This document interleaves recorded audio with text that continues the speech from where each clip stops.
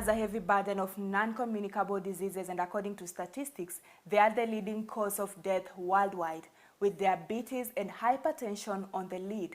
Hypertension is said to be a silent killer, and this is because many people walk around with this condition unknowingly. And according to statistics, a greater percentage of people in Kenya have never had their blood pressure tested. And diabetes is said to be the fourth leading cause of death worldwide.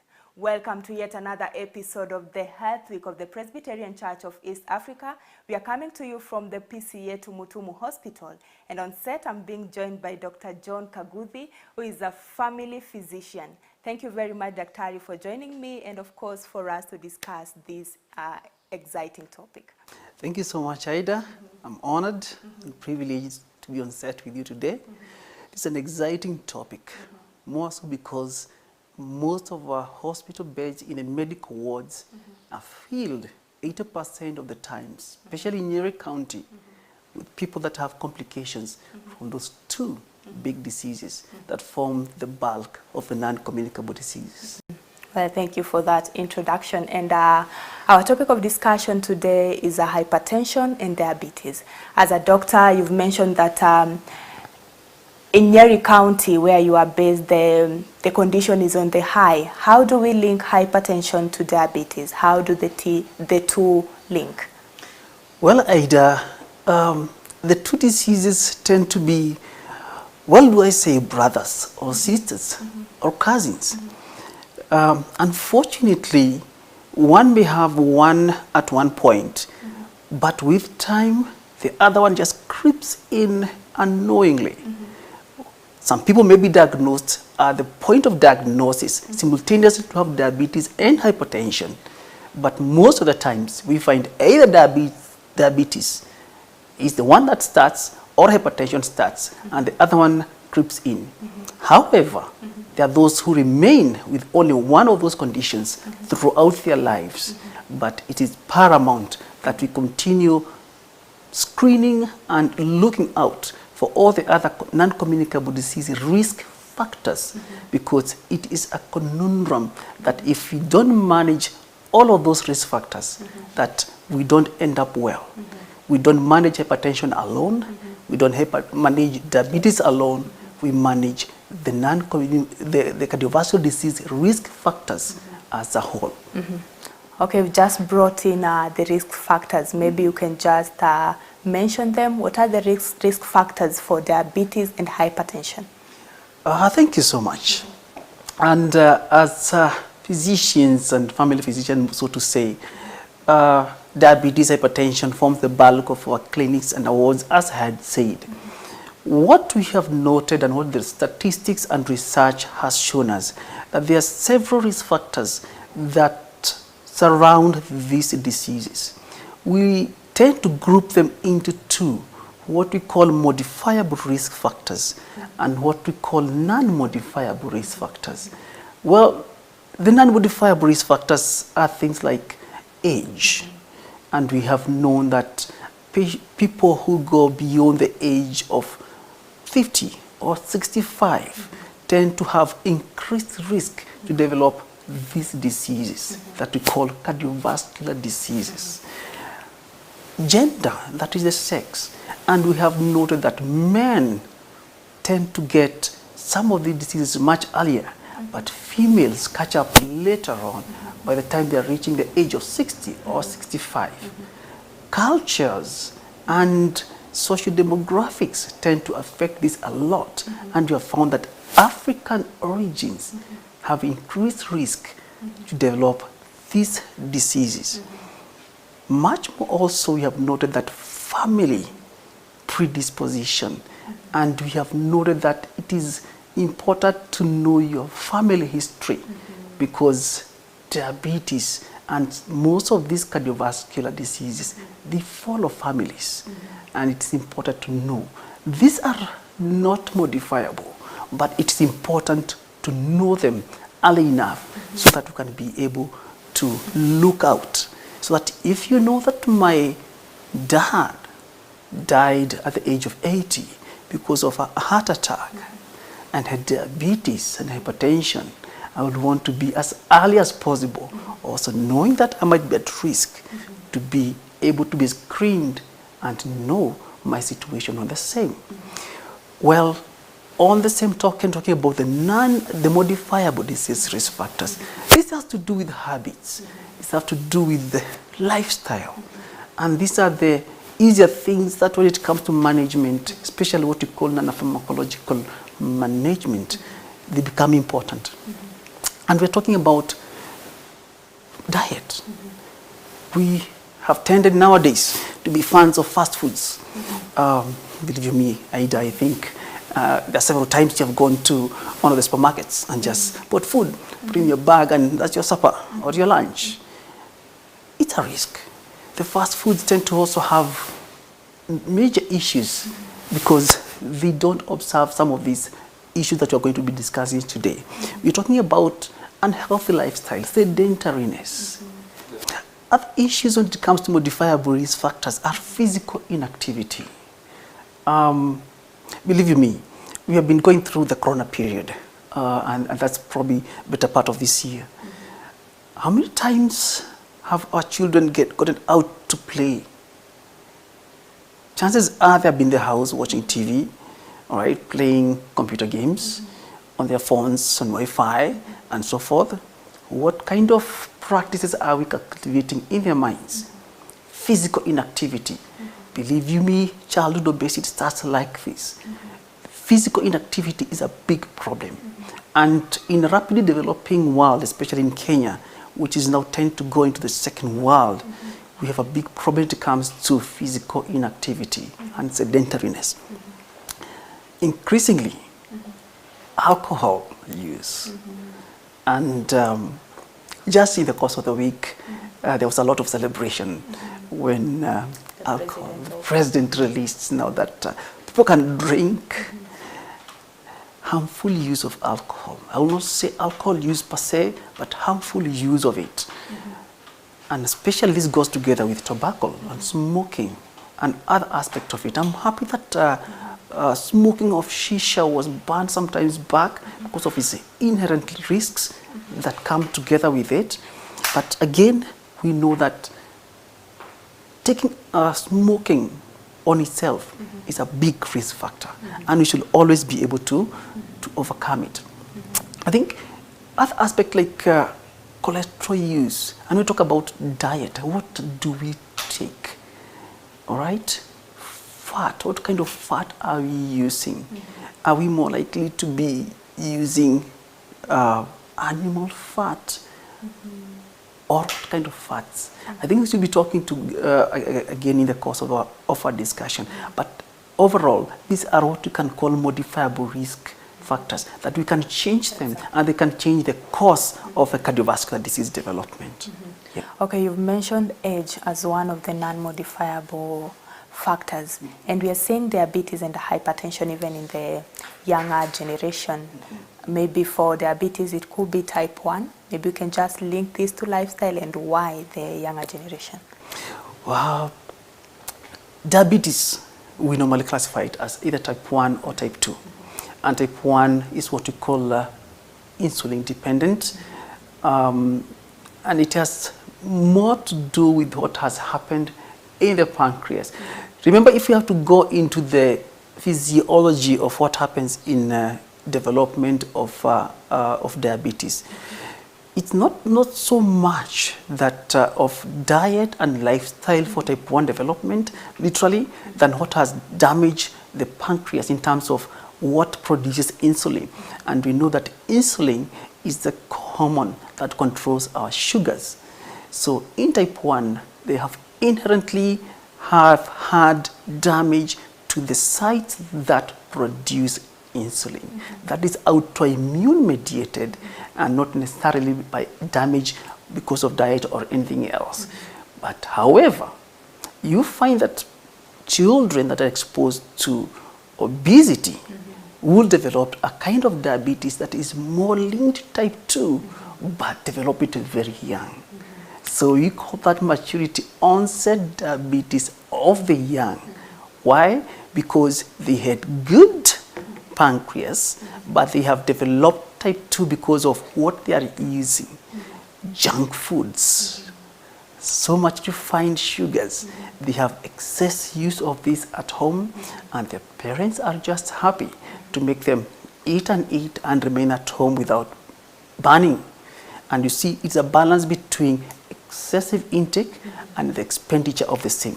So when it comes to type 1 and type 2, especially for the young, type 2 tends to come because of whatever we have ingested. We overwhelm the capacity of our system to control it, especially if we do not balance the calories. Okay, so now that you've mentioned diabetes, and we've also seen how the two link, hypertension and diabetes, will just flow with diabetes, then get to hypertension later on. Maybe you can just look at the symptoms of diabetes. What should one look out for? Well, thank you so much. And we tend to associate diabetes so much with some of the symptoms that come with excess sugar. Diabetes basically means a lot of sugars in the system. And we have a criteria of defining diabetes. And this is very easily diagnosable. All right, just need to have a small prick on your finger, and we find out how much is in your system, and then you are diagnosed. But these are people that may come to you and tell you, oh, I've been having a lot of excessive thirst, or I've been passing urine lots of time. I've been having a lot of increased intake of food, and I have dizziness, I'm feeling fatigued. These people that may also be having some form of wasting. So these are some of the symptoms that may just come with increased sugars or glucose within our system. Majority of the times, it may come that they have even collapsed because reduced mental awareness sets in. When the sugars go beyond a certain level, now it overwhelms the ability of the person to even be able to comprehend. And when they're being brought, it's not that they knew they were coming to the hospital. They're almost going into a complication, what we call diabetic ketoacidosis, or what we call hyperosmolar non-ketotic coma. And this is a bad state for someone to be at by the time they are being diagnosed. Why? We missed on the risk factors, we missed on the screening, and now we have to tackle with the complications that come with it. And that's why it's important that people start thinking about this disease much early, so that as early as possible, start getting, you only need to do your sugar checks once in 2 years or even 3 years. Especially depending on your risk factors. The higher the risk factors, the more frequent that you need. But at least once a year, someone needs to have checked their sugars. So by the time someone is coming with the sugars of 30, or the glucometer reads high, where sometimes high could be as high as 40, then that's not a good place to be at. We want to avoid that, because it has complications that comes with it. So do the symptoms apply for both type 1 and type 2, or they're specific for type 2 and those that are for type 1? Not necessarily, because when sugars are high, they're high, and the symptoms may overlap. But now for the type 1, they may mask a lot, and it may take some time before they are diagnosed. We have this mentality that diabetes is for the old person, and literature, and we have known that probably in the past, age over 40, all right, was the magic age when you start now looking for this. And now we know that is not true. We need to start looking for these diseases much earlier than that age.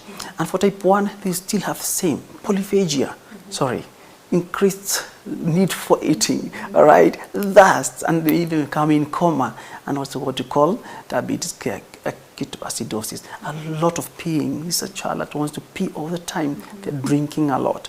So the symptoms may just be actually almost similar for the two.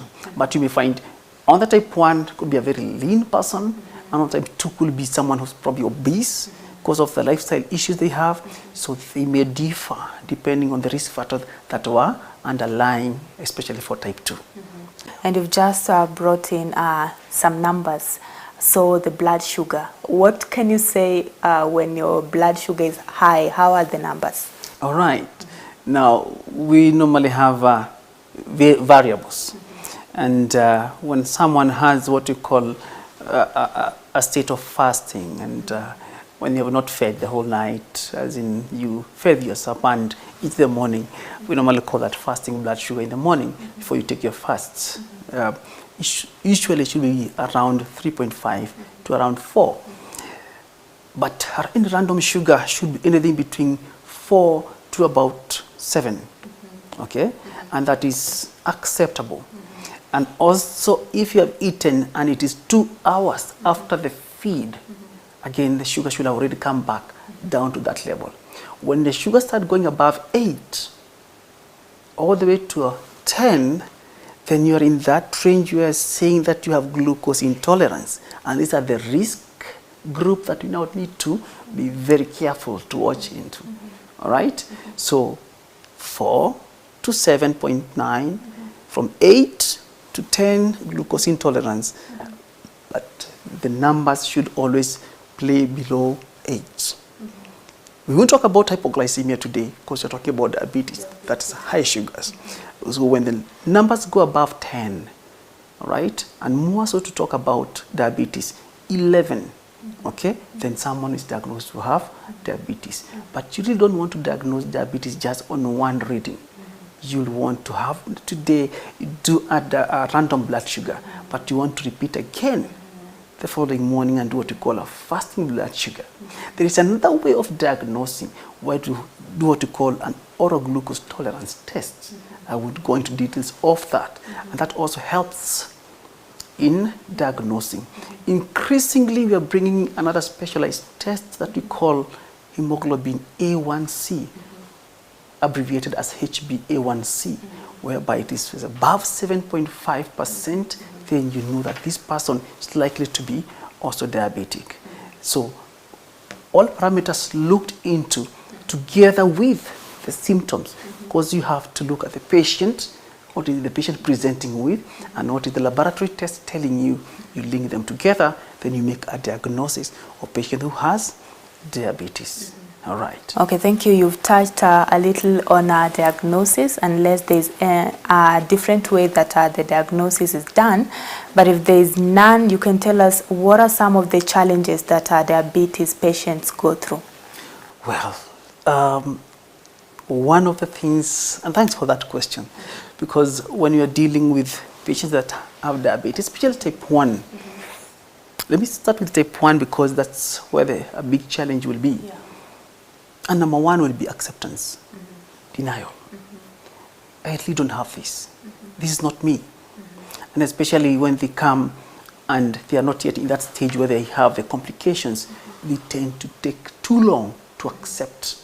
So the acceptance is what we call, denial. Takes too long. And that's a big challenge. The reason being, the more someone takes in terms of time, the more the organs are getting damaged. And the more the organs get damaged, the more the life of the patient gets affected. And that's why we're talking about morbidity and mortality. We want a patient who we can cancel pretty fast and tell this is how it is, and we need to start this medication. Or this intervention. We don't necessarily that every time that the sugars are in the ranges, lower ranges of diabetes, that we have to take medication. Because I talked about non-pharmacological approaches. So patients that can be told, we can do 1, 2, 3, 4, 5, 3 things to start, at least to see whether the sugars can be able to be controlled. And this takes time. So most of the patients will have a lot of conflicting information from various areas. And true, nowadays we have a lot of internet, and there will be information from here and from there, and they tell, oh, doctor, I checked and I found out, well, this is, can I try this for the time being? And I have had too many patients who have come and told me, doctor, I know you told me that I'm ready now to start injections, especially for insulin, but I'm thinking there's this other thing that I can be able to do. There is some herbal concoction that I saw and I'm trying, and I believe it's going to happen. It's going to improve try to tell them that the kidneys are already getting hurt, the blood vessels are getting impaired. I'll tell you no. So one of the challenges is acceptance, especially also to treatment. There's acceptance to the diagnosis and acceptance to follow on the treatment.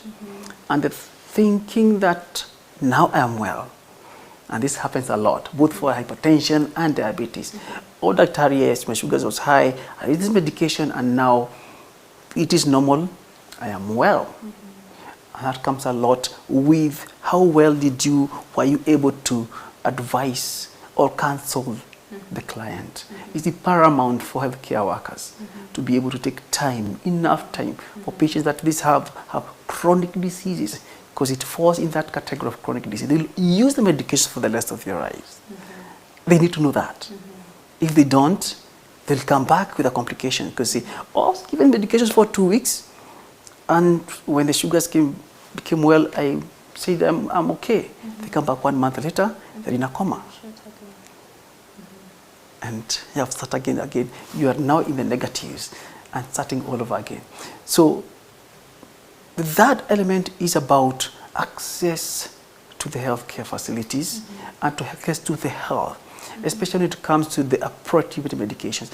I'm happy that majority of the patients right now have a lot of access because hospitals are stocking the right medications. And we have several insurance approaches where they can be able to be helped on this. And I'm happy that most insurance have now embraced these chronic diseases as manageable, and at least their life will be okay. But you find out that those that don't have ability to pay for these insurances, and buying for these medications becomes a big challenge. The fear of injections. I'll tell you, Aida, that has been one of the biggest challenge when it comes to managing diabetics. A good number of patients, you have been using oral medications. And at this point, I will say, even in type 2, a point will reach whereby the oral medications and all the other interventions will fail. Why? The organ that you have been trying to help produce insulin will eventually not have no more insulin to produce. And you'll have to replace the insulin. And that insulin comes as an injection. Most of them fear that. So much so that it impairs their management. So you'll have a patient that have about almost 5 medications orally for diabetes control, none of which is controlling it, and yet they fear just one simple injection that could control their sugars. But either believe you me, I'll flip the coin.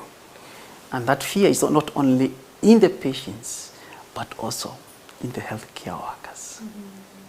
I've been doing a lot of trainings on diabetes. And one of the things that I've always been telling my healthcare workers, would you inject yourself to demonstrate it to your patient? And I don't just tell them that. I bring the injections myself, insulin needle, and I'll put it there. 90% will be scared to inject that insulin needle into their body. And I'll tell them, then how do you really expect your patient to do that if you can't demonstrate it yourself? It is a big challenge. So it goes either way. We must walk the talk and be ready to show the patient that this really is not a big deal. It can work, it has worked. For those that are well compliant to it, it is going to be okay with them. The challenges are many, especially from support from their families and also from the healthcare provider's perspective. Yep. And the society as well. And the society as well. Okay, so we'll take a very short break. Just hold that thought. When we come back, we'll be talking and delving further into hypertension.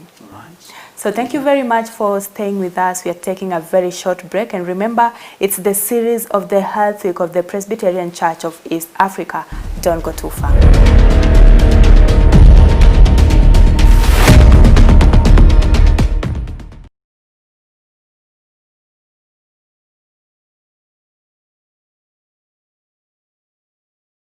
It is said whatever you take in is what your body is built of. Healing is an important part of Christian ministry, which is now handed over to the church because it represents Christ in the world. Hence, the PCEA Health Week 2020 under the theme Restored to Wholeness from Ezekiel 36:26. In the African setup, it is assumed that the wife or the woman is the one who has a problem. Which is not correct. Okay. On Monday at 7:30 p.m., your favorite health program, Health Nuggets, will be discussing the topic of infertility with Dr. Stephen Gatia, an obstetrician gynecologist. If you keep fit other parts of the body, the kidneys will also be fit. On Tuesday at 9 p.m., we bring you an informative session on the socio-economic impact of COVID-19 and also feature the prevalence of kidney diseases in Kenya with the help of Dr. Franklin Ikunda, the Chief Medical Officer, PCEA Chogoria Hospital. We must walk the talk and be ready to show the patient that this really is not a big deal. It can work, it has worked. For those that are well compliant to it, it is going to be okay with them. On Wednesday at 9 p.m., Dr. John Kaguthi, family physician from PCA Tumutumu Hospital, will shed more light on hypertension and diabetes. On Thursday at 7:30 p.m., Dr. Mwenda from Christian Health Association of Kenya will be discussing the milestones Christian hospitals have made in the health industry. Later on at 9 p.m., it will be matters sight and mental health. It's also important to have an eye checkup at the slightest noticing of symptoms by the patient, and these symptoms should not be ignored no matter how slight they are. Are you taking good care of your eyes and mental state? Join Margaret Kiaria and Dr. Faith Masila from PCEA Kikuyu Hospital as they tackle mental and eye health respectively. Stay tuned to the Health Week on CAC TV throughout this week as we will be bringing you interactive and engaging health segments to keep you in check.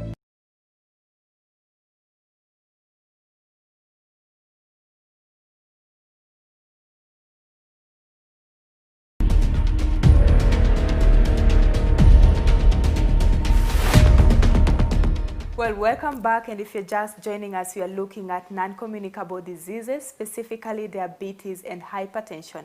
And it's a special episode of the Health Week of the PCEA Church. Before we went for the break, we looked at diabetes and the type of diabetes, the causes, the symptoms, and the challenges that patients with diabetes go through.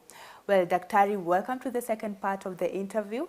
Let us look at the complications that hypertension comes with. This area needs to be looked at from the perspective that hypertension being chronic, it exerts its complications over a long time.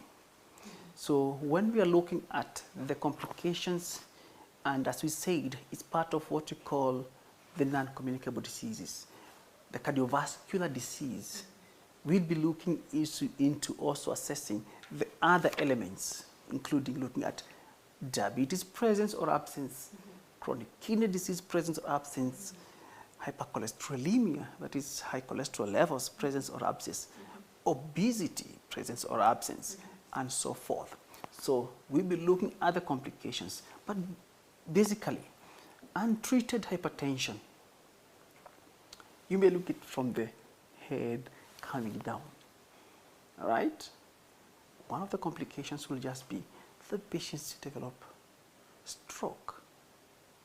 It's one of the most common complications of very high blood pressures. And how does stroke present? I'm sure everyone knows someone in their village or in their locality who walks with one hand like this and goes dragging the other one like that. And that's a stroke patient. Most of the times, they'll have had hypertensive stroke. It's one of the debilitating, most serious conditions, because what does it do? This patient loses their income, their job, they become dependent, and that's how serious blood pressure untreated can be when it comes to the stroke. Still on the element of the brain, untreated, it causes what we call dementia, with time, forgetfulness, memory aspect. Okay, it affects the eyes, and you see someone can develop some eyesight problems, okay? And with time, they can even become blind if untreated, okay? It may have problems with hearing and so forth.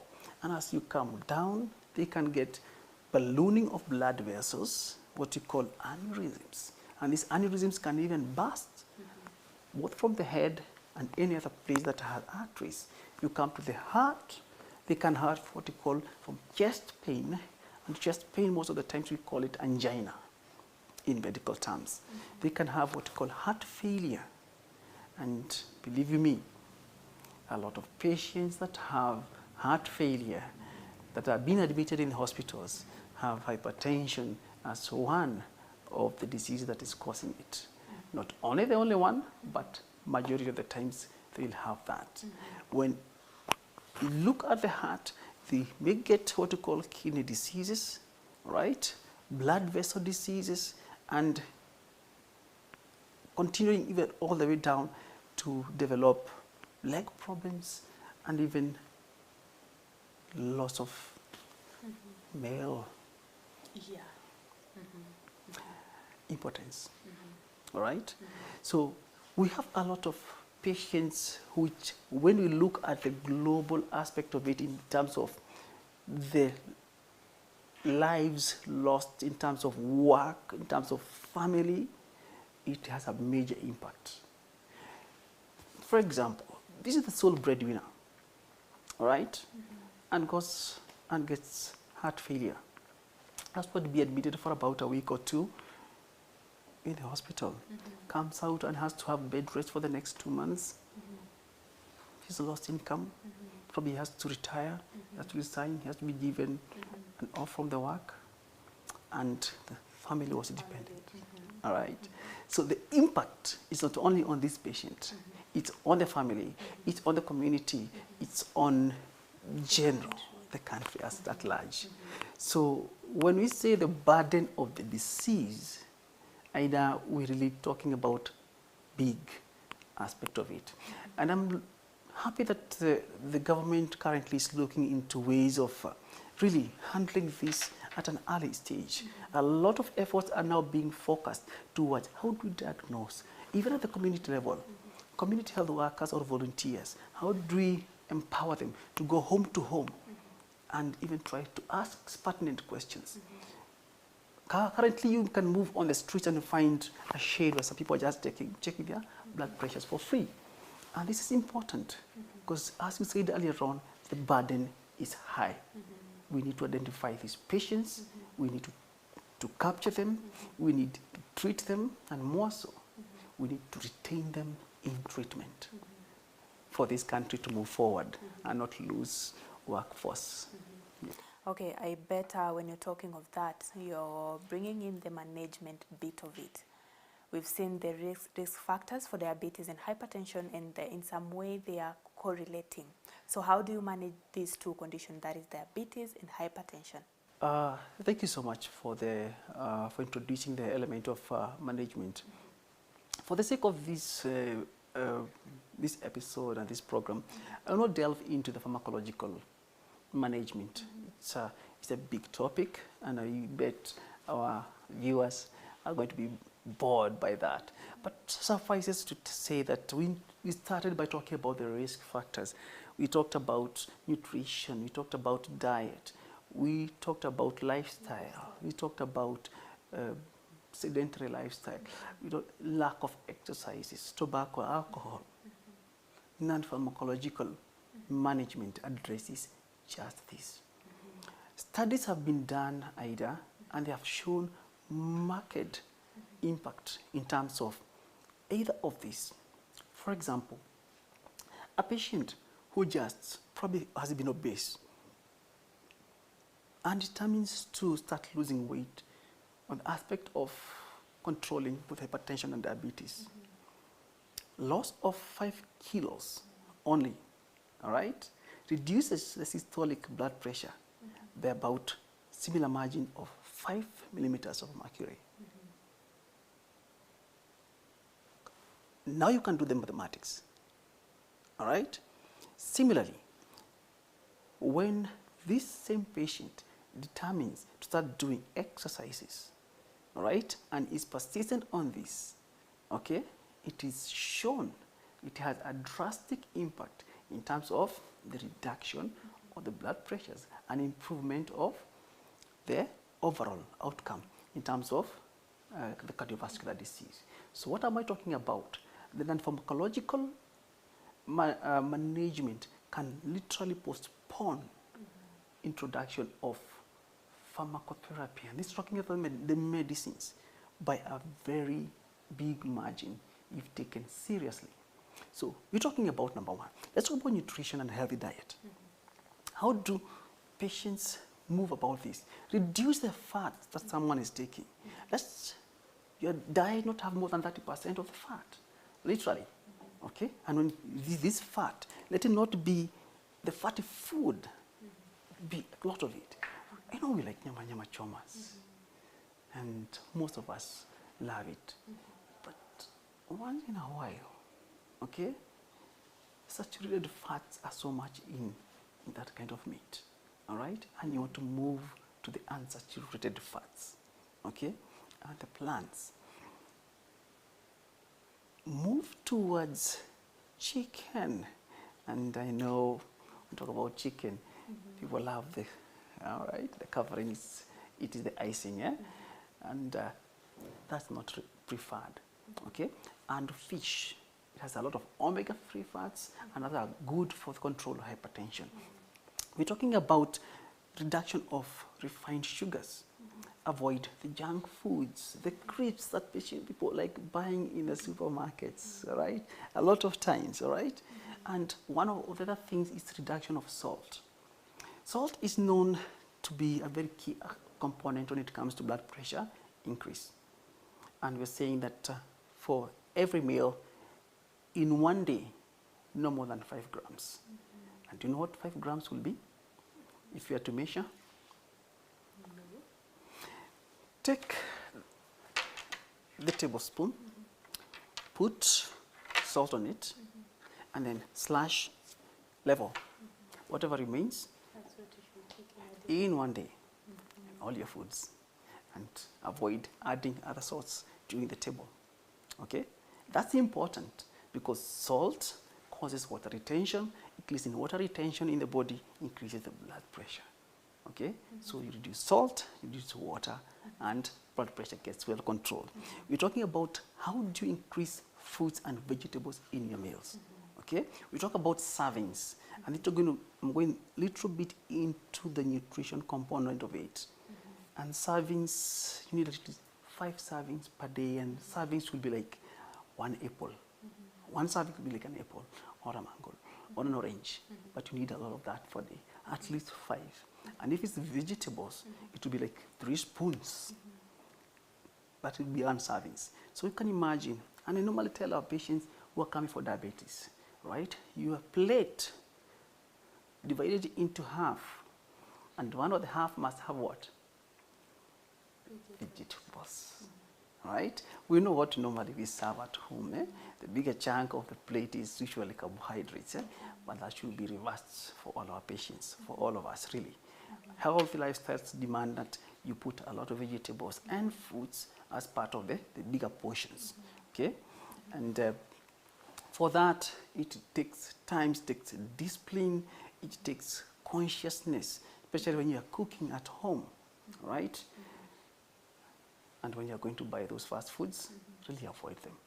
Best always to cook for yourself at home, all right? I know for diabetics and for majority of patients, when it comes to food, our tradition has been that we eat very poorly in the morning because you're in a hurry. Wake up so early and you just take a sip, maybe a glass of juice, we're out. We barely have time in the course of the day to eat. And what happens in the evening? That's when we eat our major meal. Feasting time. Yes, we compensate. This needs to be reversed. We normally say, for your breakfast, eat like all right. For your supper, like a peasant. And that should be the take home for all the times. And unfortunately, for men that are watching, I know when you go home, your wife needs to see you eat. Otherwise, there are going to be issues. Please, wives, allow your men to eat like peasants in the evening, as long as you fed them well in the morning before they left, all right? To avoid, because all the foods are going to be stored, converted to stores, and you're trying to avoid obesity and weight gain. And you cannot do that if you're on one side, you're trying to increasing weight, and you're not even exercising. And how do you define exercise, Ida? You need at least 150 minutes per week, at least. On the very, very least, on the very best, at least 30 minutes per day. And a good number of my patients will tell me, Daktari, me I do exercise. Mimi mchana mzima I spend in the farm. Nikikatia ng'ombe, ndio, nyasi, ama nikifanya kazi ya kulima. That is not exercise, all right?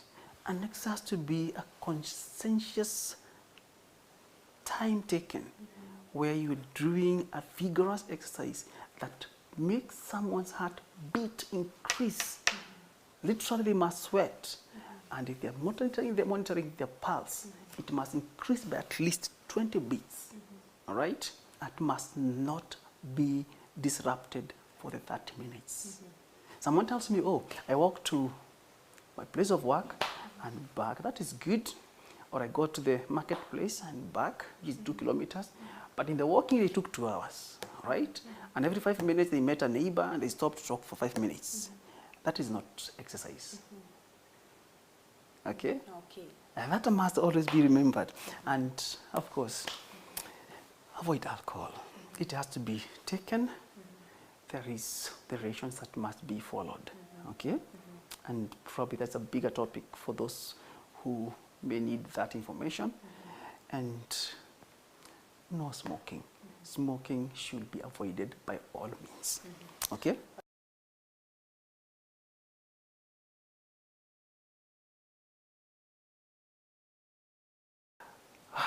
Well, Ida,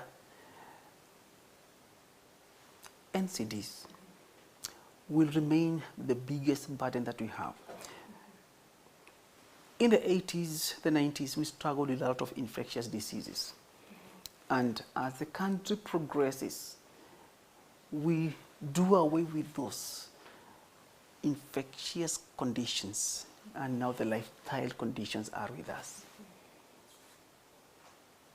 It is a good thing that the country is developing.